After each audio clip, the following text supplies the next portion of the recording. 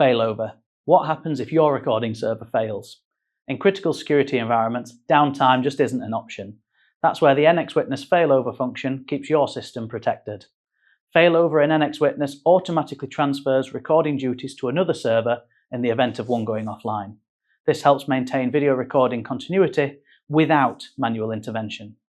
For high security sites where video evidence is essential, Failover adds resilience to the entire CCTV system, whether it's hardware failure, network disruption, or even planned maintenance. Configuring Failover in NX-Witness is straightforward. Within System Administration, simply navigate to the Failover settings page and select the servers you'd like to protect.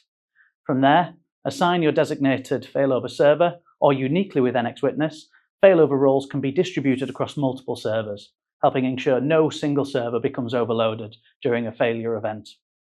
You can then define failover capacity, configure recording limitations, and choose how the system should respond during a server outage. Once enabled, NX-Witness continuously monitors server health in the background and automatically redirects recording tasks if a failure occurs, helping to minimize downtime and protect critical video footage.